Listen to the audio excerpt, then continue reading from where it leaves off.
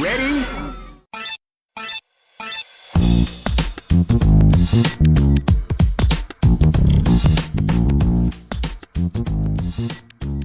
Wow. Hey, welcome to Rhythm and Pixels chat.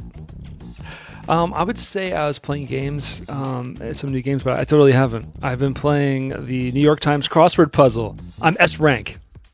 Well, they have a rank? No, they don't. I'm just doing the New York Times crossword puzzle, and every once in a while I complete it. I do connections, admittedly. Connections is good. Have you tried Strands? No. It's like a word find, but like the whole thing is filled out, and it's like a theme. You have to, and the puzzle is that you only get a clue of what the theme is, so you kind of have to figure out what the words are going to be. Oh, it's really fun. Yeah, it's really nice. I can see that being enjoyable because I think it's just tapping into the fact that I'm reaching a point where I like snappy puzzles. Yeah, like I like puzzles that are not time intensive, but I can also become absorbed in them if I want to. Don't get me wrong, there's still room for Jell-O. But if I want to just sit down when my brain is all over the place and tell myself you're going to engage in a game for entertainment, I just like solving puzzles. There's a math crossword puzzle I like to do lately, which just seems strange that it even exists. You mentioned that before. There's actually Sudoku variations where certain boxes have to equal other boxes. There's actually a name for it. I can't remember the name for it, but it's a specific name for those kinds of puzzles. Probably math doku. Probably like add subtract doku or something like that. But it's Count Dooku. Isn't he in Star Wars? Count Dooku? You're not a Star Wars fella, are you? I know about Count Dooku. Can Doku? I can Doku, but I also can't. I won't Doku. Nor should you. But no, I like the game because like it's weird in that you don't have to input the numbers manually. They give you a bunch of numbers that can be inserted. And it's like but the operators are always present. So all you're lacking is the operands and the answers. So you're like, okay, and sometimes it might be like a number. It's like, okay, there's 21 in the answer pool. So which of these operators make the most sense to make this 21? But it also has to be reasonable because the thing here has to equal 72. I think we played the same thing. And I probably just did mine on paper in an airport. It's very possible. Yeah. I've never seen a physical one before, but digitally, I just came across like this is a lot of fun. Awesome. It works my brain. Yeah. It's kind of up there with a board game I bought years ago, but never got to play called like Lovelace and Babbage. It's also mathematics. Like they're basically buying items and doing different things to make different math equations. Like that's my wheelhouse. I love math. I just want to get more into the complicated math, and it's hard to get your foot in the door when you don't know where to start. But math is fun, kids. Math is fun. Math is fun. Jeez. People got to remember that. You got to remember math is fun. Oh, I think I got a message, y'all. No, that's my wife sending me memes. All the memes. Sending me little TikTokies. So, yeah, no, I have been listening to a lot more music, but like nothing like new. I got into the Talking Heads again recently. Like, I remember liking them, but I never really like went back and listened to them again. What was their big song? Psycho Killer was probably their biggest one. Oh, the ba-ba-ba-ba are far better. Far better? I don't know. They said a thing. Ba-ba-ba-ba-ba-ba bar better. But they yeah, said something like that. I've been really, really enjoying them, and I'm like remembering like how much of these songs I really remember. And the days go by. Oh, I remember that. Yeah, that one. Buttercup. Yeah, really, really good. I mean, there's just so many good. And then tangentially, I was like, the reason I liked Talking Heads was because I liked LCD Sound System, which is a lot like Talking Heads. And so I went back and I started listening to them, and I've been listening to them so much in the morning. It's me and I make breakfast for Ollie, and he kind of hangs out, and he's starting to dance along to everything. And so he's like, because everything's got like a nice beat, so he's like, bah, bah, bah, bah. He's not really like talking yet, but as humans, we are attuned to rhythm. It's so exciting to me because he hasn't really responded to music like that before. Like he likes songs and he likes us singing, but this is the first time like he's heard like a rhythm and he's like yeah, and he's like moving his whole body. I'm like, this is great. I love it. I like the idea. Like I said, it just feels nice to realize that we are inherently drawn to rhythm. Yes. It's a natural thing. Yeah. And if you ever meet a person that is not, they are probably not human, and you need to seek help. But yeah, like for me, I mean, it's weird with music for me. I've been going to music bingo every once in a while now. Where is that? Do you mind saying? it's a place called Cork and Barrel. Cork. That sounds so familiar. But like, you go out there. Is that a PA thing? No, it's Delaware. That's Delaware thing. But you go out there, and then they will have people playing, a DJ that plays snippets of songs, and everybody gets their own bingo card. And if you recognize the song, you mark it on your bingo card, just like normal bingo rules. And on paper, it seems kind of dope. It's like, oh boy, I'm playing bingo. But aside from the fact that you're just hanging out with people, the other part of it is just that it's just a nice flash of music that you feel nostalgic for. And in my case, I always forget the names of songs and who wrote them. But I come to realize that I remember more music than I thought I did. Yeah, but this is a great way to like kind of like drill into like, oh, what was that song's name? Yeah. And it's not even cheating at this point, or it is, but no one says anything. To just Shazam everything. Like if you're like, I don't recognize it, I'm just going to Shazam it.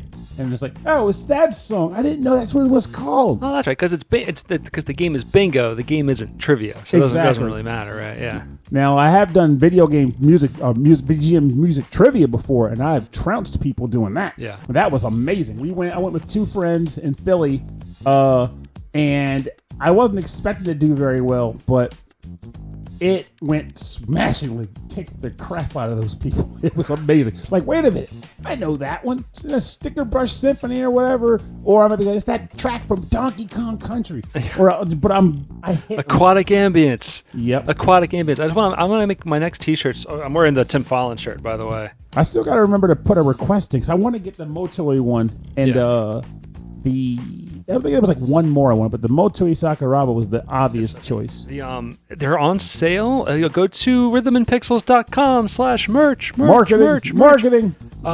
They're on sale. It's like $16-17, which I think is a great deal for these kinds of like custom shirts. And the whatever it is, like the nicer quality one is really, really nice. It's worth the extra money. As a weird aside, I don't know why I wanted to bring it up. We're leaving t-shirt weather, which kind of sucks. I actually, tonight is still t-shirt weather. It's nice outside. Yeah, no, I was wearing a hoodie and I just threw it off. Guys, my clothes are coming off. not right now. They're not, because it's still warm. So with that said, though, as an odd aside, I know I'm talking about moving into an era of like saving money like a maniac. I'm also in a weird mindset where I am like, I don't know what it is. I have 2 Steam Decks. One of them has a 2 terabyte drive in it. Yes. And a 1 terabyte memory card. And the other has a 1 terabyte drive in it. I have almost filled up the 1 terabyte drive Steam Deck, and the other Steam Deck is getting there. So, and I'm like, I should just delete some files. The memory cards are interchangeable, right? So you can just keep swapping in new cards. Yeah, so I could go buy a new memory card for the 1 terabyte one that's almost full. Yeah. But then I'd have like, is it worth buying another memory card at this point, or should I just suck it up and delete things? But it's hard to delete things. Well, I like having the opportunity to say, I might want to play this tomorrow. It's true. See, my mind is always like, oh, just delete it. Just delete it. Like, you're not going to play it. You're not playing it now. You're not going to play it in the future. But then games get delisted. Yep. And then they're gone. Yeah, I want my games all the time. You got to save them. So my suggestion to you is get your own personal cloud backup. Our new sponsor. No, I'm kidding. Just get yourself like... But get yourself set up an old computer as a storage attached network situation or network attached storage. Stick it on your home network and just back everything up to it. My only thing I'd have to figure out, I guess technically I would just have to figure out the storage function on that thing, how it stores all the games, and like, okay, here's the file for that game. I just need to move that directory over to here, and bam. I'm sure people have figured out. I'm sure there's like turnkey like UI solutions for that stuff. And that would be nice. I've gotten better at like putting emulators and like like non-Steam games on there. Like I put like that Mega Man 8 D-Make on the Steam Deck and a couple of random Linux games. Based, right? Yeah. So, but, I'm sure like files you can it's just data. So, if it's not specifically formatted for like Microsoft or something, then you can probably do whatever you want on a NAS. Yeah. But with that said, though, everyone should own a Steam Deck. Because that thing is still good. I'll tell you what, I'm waiting on the next Switch, and that might be my next console. Yeah, there is talk. The rumor mill is saying it'll be next spring. And that's fine with me. Next spring is good. Next winter is fine with me. And the backwards compatibility is important, which it is. Yeah. So that's cool, and it's probably gonna be backwards compatible with physical media too. It better be. I mean, that's the main reason for me to want it to be backwards compatible. Yeah. But with that said, like I I'm sure I'll get one, but in my head is always like, at this point, like, I got the Steam Deck now. It's doing everything. It does everything, right? But Nintendo's first-party products are things I still like, though I will say this year their first parties were a little underwhelming for me. They were, for me, though, Nintendo underwhelming seems to still be fun. Like... Yeah, Nintendo underwhelming is still better than a lot of other stuffs. Like Echoes of Wisdom conceptually seems awesome, and I like playing the game. But Echoes of Wisdom long term... Is that an RPG? It's a Zelda game. Oh, it's Zelda Echoes of Wisdom? Yeah, you play as... Oh, yeah, I didn't say the front part. Duh. I don't know these games. I just run a video game podcast. I don't know anything. No games. I just know podcasting, which is fun. I know old games. Well, those are fun. But, like, it's a Zelda game where you play as Zelda, and yet they didn't call it the Legends of Link or whatever. They should have. That would have been really great for a name. But you are trying to save Link, and Zelda's ability is that she can copy objects and recreate, basically 3D print objects on the map. So what ends up happening is you just end up getting used to summoning beds and lining beds up across chasms, or summoning beds to get up to a high ledge, or summon beds to take a nap and get your health back. Or did I mention you summon lots of beds? Are bed sheets currency in this game? No, but they may as well be, because you actually get different types of beds. Like, I thought that was I laughed hard when that happened. So you find monsters, you can copy monsters, and the monsters will fight for you. And you can find tons of different objects, trampolines, boxes, vases, etc. But I just feel like the majority of the time, if I need horizontal access, I'm dropping beds. If I need vertical access, it's a box and a trampoline. It's a bed on its side. Yeah, I wish, because I would be doing that. I would absolutely just dump side beds. So I'm gone for a little while, I go to another town, and suddenly, wait a minute, a different bed that I can copy. Is there anything special about this other bed? No. It's just a different bed. Just another bed. So now I have this massive line of objects to summon. And I'm just like, the same three things are plenty. And do I still enjoy the game? Yes, absolutely. But at the same time, I find myself going, I wish the game kind of forced you into some solutions here and there. And maybe it does, and I need to get further into it. But the fact that I'm just solving so many things with beds, boxes, and trampolines, despite the multitude of things that are in the game, it makes me feel like there's a missed opportunity. But I think when you give the player that many choices to solve problems, you run into this thing where it's like, well, what if you accidentally create the hammer for every nail in this game? Mm-hmm. And they did that with a bed. Yes. Because it's rectangular and you can stack them. Mm-hmm. Yeah. They make nice segmented bridges. Yeah, perfect. Yeah, beds. I mean, that's what I use them for. For bridges. That's how I get to work every day. I strap some wheels to that baby. Did you see that video the guy did where he put like treads on a bed? No. Yeah, a guy did a video where, I'm not sure how old it is, if it just got recently released again, but the guy took a bed, put like tank treads on it, or not tank treads, like mini treads, and he drives it down the street. He's like, you want to get to work or whatever, but you don't want to get out of bed, you just drive your bed to work. So he's like going uphill and across weird terrain on the bed. Gas, gas, gas. It's really awesome. He got the controls in the bed. He's like, yeah, I'm just driving this thing. Oh my God. I got to look that up. Yeah, it's pretty funny. We should talk about our topic for next week. Yeah, that sounds good to me. And then get into some emails, some listener emails, everybody. So our topic next week was chosen by our guest. We're waiting on Cam from the Mad Gear, and he said he wants to do the 90s, quote the 90s, end quote. Yeah, and I mean, based on how we discussed it, I'm almost positive I failed at the topic the way I originally discussed it, but I think I succeeded in just 90s. Like, nothing I chose really comes from the 90s, but... Oh, I'm sure there's some... Oh, you'll be surprised. Next week. But next week. But, no, I mean, maybe with the bonus round, but for the most part, every track I chose wasn't really 90s. It was more like a feeling. Oh, I think that's fine, because the 90s is a vibe, as the kids say. But I thought you said howdy doody. But howdy doody is a vibe? No, that's what the kids say. No, howdy doku. Oh, that is also that's what the adults say.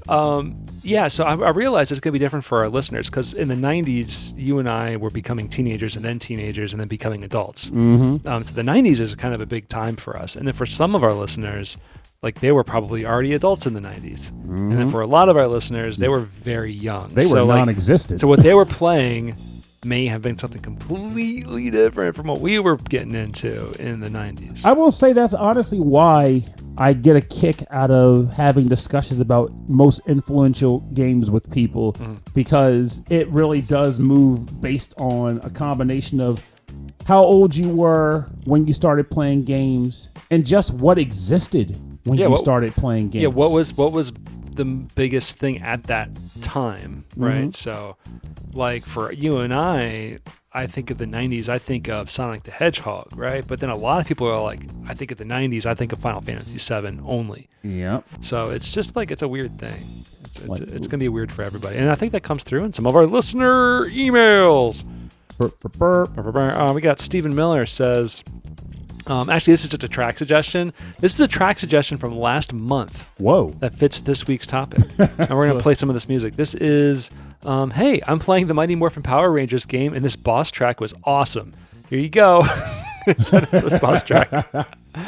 I'm actually wondering which. I guess we'll find out. Power Rangers is like, but there was like two games. 90s. It was 90s. But I'm trying to remember which game, because there was the Super Nintendo game, there was the Genesis game, there was a beat 'em up game. No, sorry, there was a fighting game they had. This one is. Oh, that was the one I liked. That's just Mighty Morphin Power Rangers on the SNES. Now, this is a show I didn't get into. I feel like I don't want to say I was too old for it, because there's a lot of people my age that were into it, but like I felt like it was on TV and I didn't care. See, I'm perfectly fine saying I thought I was too old for it, but I didn't stop me from watching it. It just means I didn't want to talk to my friends and tell them I watched it. So I used to record that show every day when it aired on Fox 29. What else was it? Pokemon. I was the same way with Pokemon. Like I felt like it was being marketed to younger kids, and I got into the video game, just the first one, and then that was it. And I was like, this isn't for me. I never watched the cartoon. I just couldn't do it. Well, now for me, that's where I differ. So yeah, most people. I love the video game, and the fact that the video game somehow became, it wasn't even time for it to become popular. They were setting the seeds for it to become popular. But the fact that they were like, let's release this cartoon in America based on this video game you like, that alone made me go, yes. Plus my friend Matt at the time, I met him in college, and he was really big. He was playing the Japanese Pokemon. He was in Japanese classes learning Japanese, and he used his knowledge to play Pokemon Green, so I knew about the game before the show came out. That's a way to learn the language, or at least learn the written language. I also used to watch the Monster Rancher cartoon, too, which... I forgot there was one. Wow. I much preferred the Monster Rancher cartoon because it had more mature themes, despite the fact that the main character was the most whiny child I've ever seen, and I hated him. Still a cartoon. Mm-hmm. All right, we have an email from Electric Boogaloo. He says, I was born in the 90s, so I was a baby for basically most of it, so my memory is a bit hazy. I do have this one memory that is still fresh in my mind. I remember seeing my brother and I think his friends play Sonic the Hedgehog 2 on his Model 1 Sega Genesis, which thankfully I still have. Yes, the Model 1 Sega Genesis is the coolest looking. It had a headphone jack and a volume knob. Yes, so you can listen to the best, crispest, deepest bass off that thing, and not just off the TV. But and the trade-off, it was huge, and had that big disc on the top of it. And that's when it started to falter. That was awesome. That was the coolest look. You know what? The sleek Genesis 2, baby. All right, let me finish this, and then we're going to talk about ugliest consoles ever made. I vaguely remember them going through Chemical Plant Zone because of all those yellow platforms, and of course the music. Nowadays, whenever I decide to play Sonic 2 on that Genesis these days, it always takes me back to that one memory of seeing it played on the tube TV in the 90s when I was just a kid. Yes. The music off that thing. All right, ugliest consoles. Probably the Genesis 1 or the Jaguar. I can see the Jaguar being pretty hideous. Yes. PlayStation 5 is nowhere there. That's the ugliest thing I've ever seen. Did that just not register as a console to you? I would say I don't even think about it as being ugly. It's just extremely plain and bulky. It's not plain. It's got this weird jacket with flares on it. What what were they trying to do? Make it aerodynamic? You know what I think it is? You're thinking about it from when it's standing up. It's more pronounced. Mine is on my entertainment stand sideways. So I just see it as a white block. But I do believe it's poorly designed visually, because if you lay it flat, for the first 2 months I owned it, I couldn't find the disk drive. I kept thinking the disk drive was in the black zone, but it's actually in a second segment of the white below the console, but it's embedded further back. So you're like, what the hell is this thing? You're pushing a disk into nothingness. I hated that so much. I still think Genesis Model 1 is the coolest looking one. So I think we're on polar opposites of this one. I like, don't get me wrong, as much as I mock it, I did like the sliding for the volume of the headphones. Yeah. Something about that. And it was nice that you could hook up the, what's that thing called? The power base converter on the Model 1. You couldn't hook it up on the Model 2. And then they started getting they had a redesign phase in like 93 or so where they changed the banner of the Genesis games to that red box with the black lines sliding through it. And then in addition to that, that's when they made the Model 2 Genesis, which if you were one that owned a Sega CD and the like, it just looked better because they just slide on everything top of fit, the Sega CD. Everything was there. fit together, yeah. Now the newer there was you could stack them, right? And then the Model 2 or Model 3. So the Model 1, they had a Sega CD for the Model 1 also, and the Model 1 Sega CD it sat on top of it.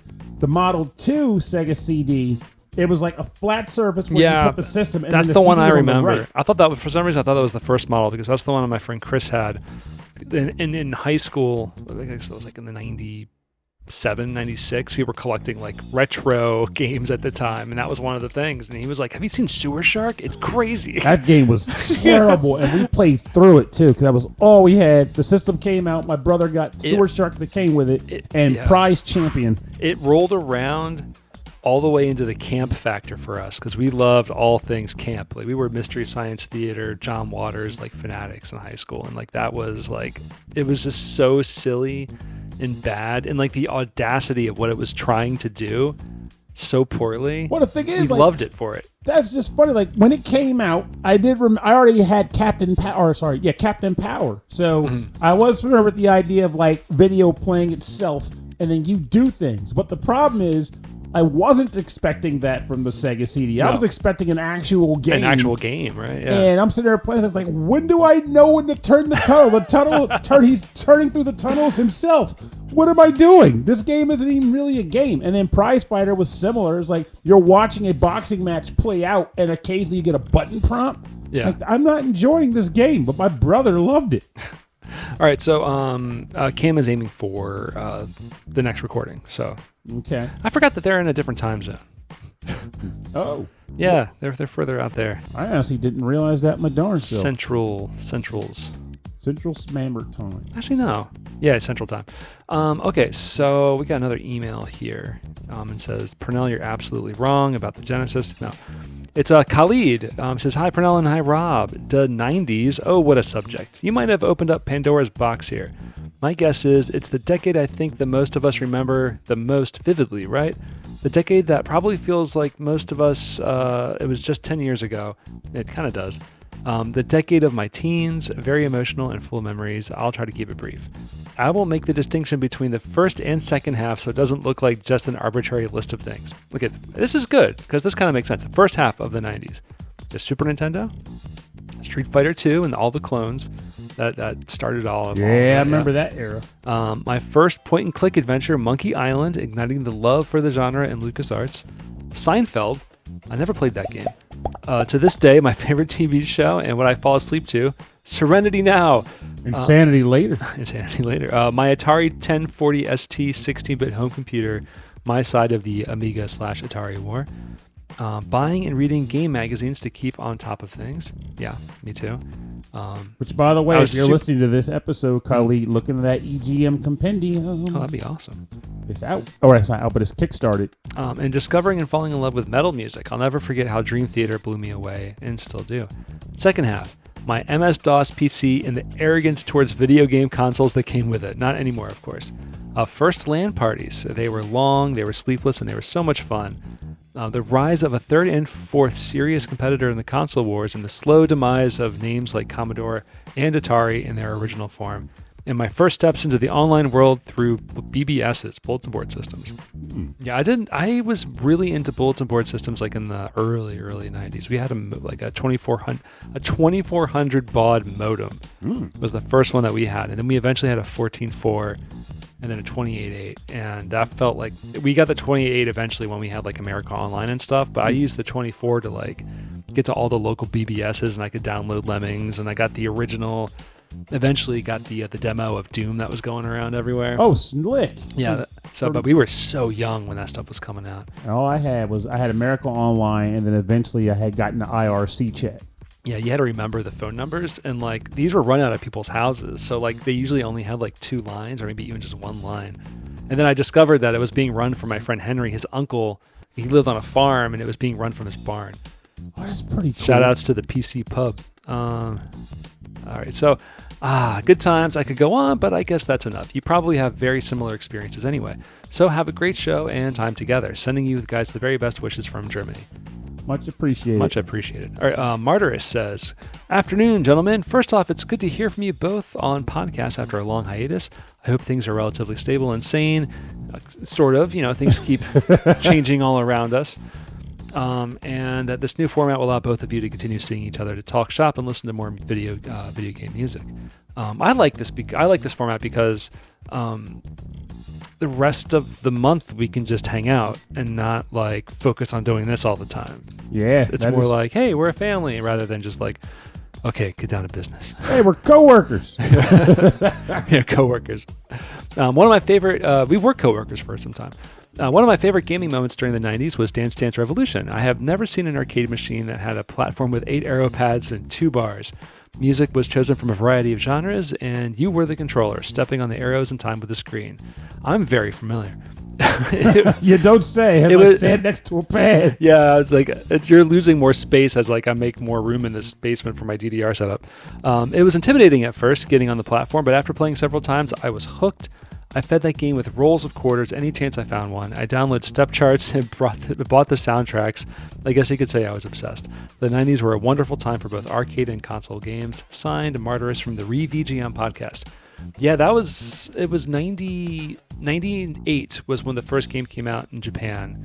It was like end of 98, 99 when I went to London and I played the first Euro stage mix, which is just the first mix with like a couple extra like Euro songs on it. That's kind of. And I was like, holy crap, this.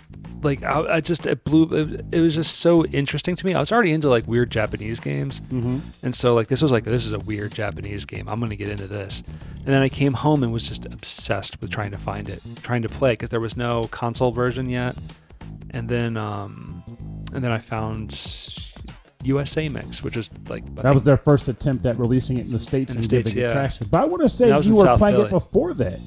Because are you talking about the arcade machine at GameWorks? I was able to, yeah, that was the arcade. The USA Mix was at GameWorks in South Philly, and then eventually Konamix came out. I had a dance pad. Konamix was the home release they did to try to get it popular in the States. Which was so sad because in Japan they had already released like 4th and 5th on home consoles, which ran at 60 frames a second, and they released the Konamix out here, which was based on 3rd Mix, which ran at 30 frames a second. Oh, yeah, don't remind me. I remember they botched the Bimani release structure on hardcore. Why? I mean, yeah, at that time, like, scoring on those games was like a dice roll. Like, are you going to get a perfect or a great? Fortunately, I wasn't very good at it anyway, so I didn't care. Yeah, I played Pump, and I played DDR, was terrible at it, and then played Pump, was like, well, I fit on this pad. I just kind of gravitated. Yeah, that was the diagonals are a little bit more forgiving on that. But yeah, I fell in love with that game, and then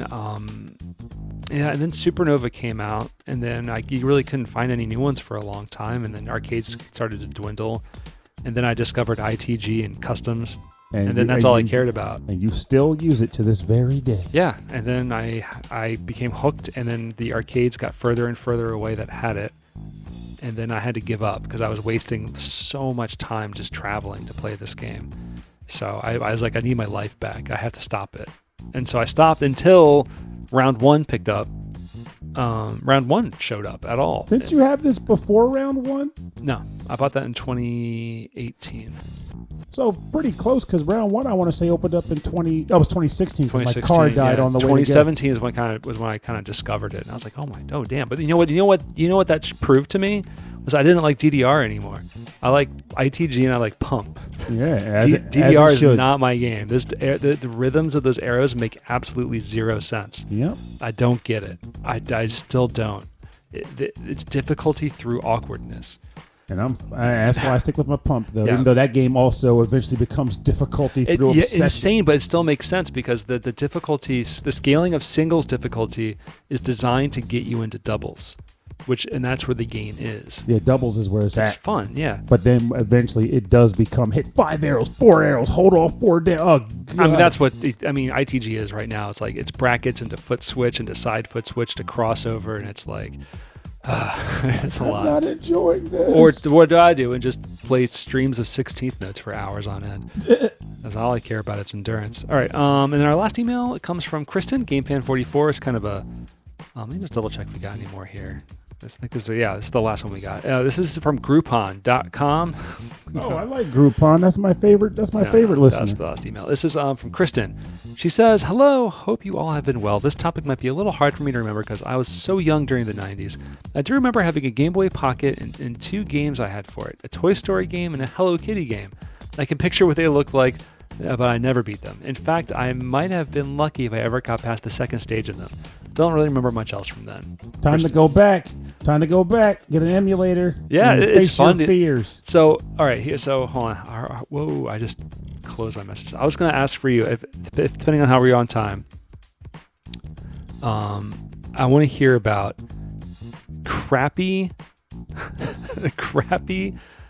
Game Boy games that you just had, so you played. And I'll explain. I had the Beetlejuice game. Oh. That was crappy.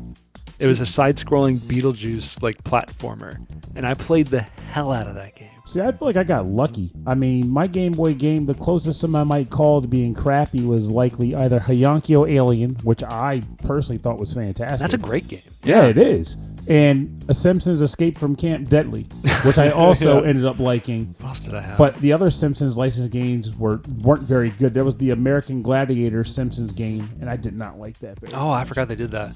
I had a Ren and Stimpy game. So Ren and Stimpy on the Genesis, I thought wasn't good, but it was really interesting because it was 2-player. Like simultaneous, but each player had like specific moves you could do with the other player. Mm-hmm. And of course, as a kid, I was like, "Oh, gross, Ren and Stimpy, I like it."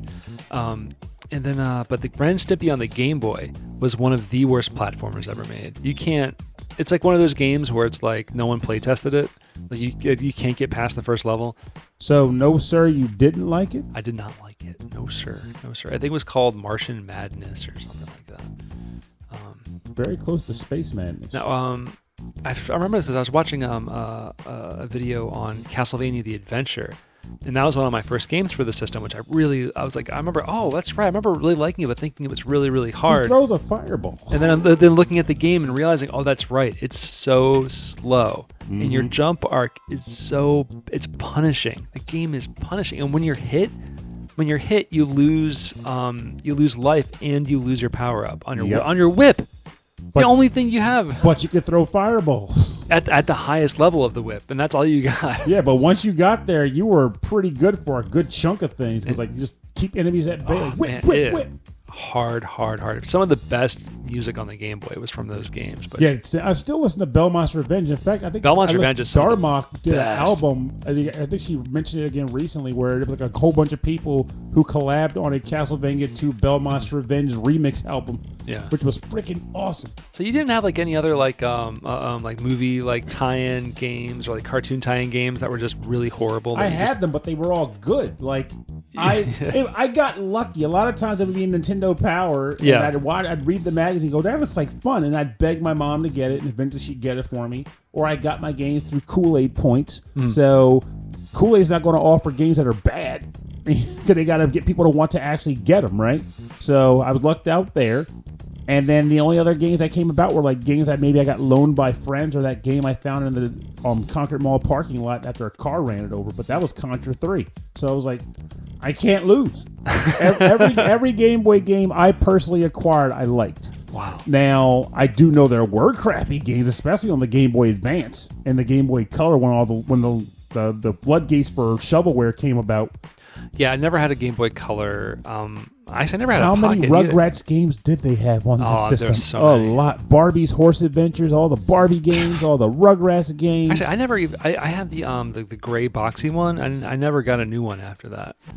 What boxy? What the original? The gray one? Yeah. Oh, the Game Boy Pocket. Yeah, the DMG, the Game Boy, the original, the very first one. Oh, that thing was white.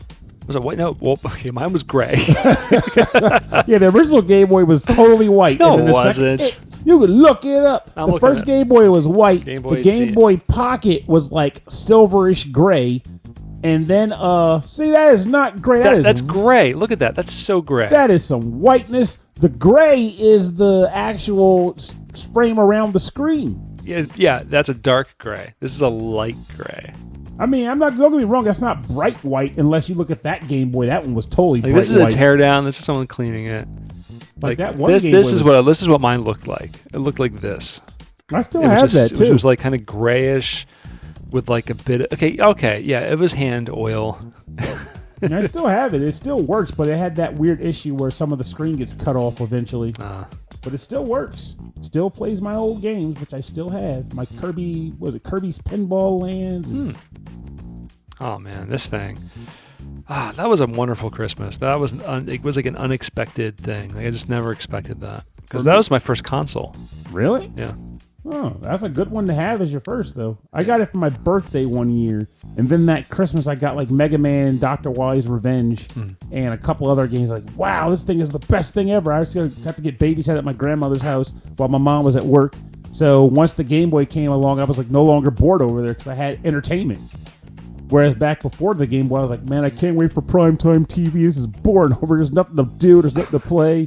So I remember going to my grandma's and bringing my Genesis, the whole Genesis, with me, and plugging it into a TV like in a room. Were you allowed to do it whenever you wanted though? Well, for me, it was occasionally I was allowed to do it. They were doing other stuff. I don't know. I just brought it with me, and they were like, "Oh, you can unplug it and plug it in." And I was like, "It's just 4 wires, right? I could do this." Yeah, they didn't seem to mind, I guess, but yeah. See, that's something I like about that era. Like people get on my case, or how I get on my own case about how often I become nostalgic for that era in my life. But the truth is, it really was. Even though I was born in the '80s, like hell, at the beginning of the '80s, I still feel like the '90s was the most impactful because I was more aware when things were happening. Yeah. So I look back on how simple it was for me then. And I know the world itself wasn't simple, but I wasn't an adult, so I didn't care. Yeah, everything felt so much bigger in your world because the world was so much bigger. But at the same time, your view is so much more narrow. So, and I loved it. Loved it. Hey, well, Lunar, the Eternal Star, Lunar Silver Star. I can't wait to play that game. What is this about? I can't wait to borrow this from my friend down the street. He had all the turbo graphics. Let me borrow from him. Like it was simple but effective. I do love that. I look back on there all the time. I was like, man, we used to play video games also. You could call your friend and go, yeah, let's go play some video games together. Let's just sit down and play games all day. Now it's like, I can go online and play with people I don't want to deal with. Yeah, it's so funny how like the Xbox Live experience went from, oh man, I can't wait to get online with all my friends, and now it's like, oh man, I don't want to hear anybody. Yeah, I hope they don't have like audio chat on because I'm turning the sound off. That is literally how it is these days, and maybe it's the old man in me, or maybe it's just my friends don't do it anymore. I was I know I was kind of part of the problem in the Xbox Live days on Street Fighter. Not was toxic. It was just that I'd be like, okay, it's time to play Drunk Fighter. Put the headset on. Oh, what are you trash talking people? Oh, I would just be going off on everybody. Oh man, yeah, I'd be losing when it didn't matter. But you weren't dropping slurs. No, of course not. There you go. Then you're still okay. For me, it was the slurs. I went into a game of Halo 3. I was like, well, let's see what this is all about. Yeah. Well, turning this game off. Oh, I mean, that's also, that time was like the internet humor of the time was edgy, which was, what can little white kids get away with? Let's be honest, that hasn't changed. Yeah. That hasn't changed a bit. It's still edgy. Yeah, I guess we're just older. Yeah. But the important part is we can acknowledge that it's not because we're older. It was always there. It was just always there. I mean, think about it. You were talking about BBS systems, and I was talking about IRC. People were jerks there, too. Yeah. And that was back when you were typing as slow as a nail. Had to wait for the system to actually transfer your message to the screen. But you still were like, I can't wait for this thing to load up my message. He's going to be so pissed off. Like, that's how it was. I'm glad I wasn't like that until someone riled me up, and I'm like, I'll show you. BBS was like, okay, I'll put a thing in the chat, and I'll play like this game, and the game was like you would make moves and turns, and then you would leave. Mm-hmm. And that would be it. And then someone else would come on and be like, oh, you wrote this. I'll show you. Like the next day. Yeah. This angry code. Yeah. But the IRC was definitely a big thing in high school. So that was, trading video games and stuff. Yeah. Music on there. I used to love that. And we used to make little IRC bots and like do fun things with them. And yeah. Those were the days when you hated LimeWire, but you wanted quality content. Yeah.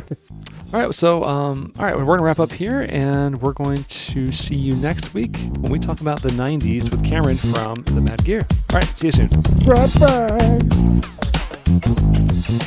Bye-bye.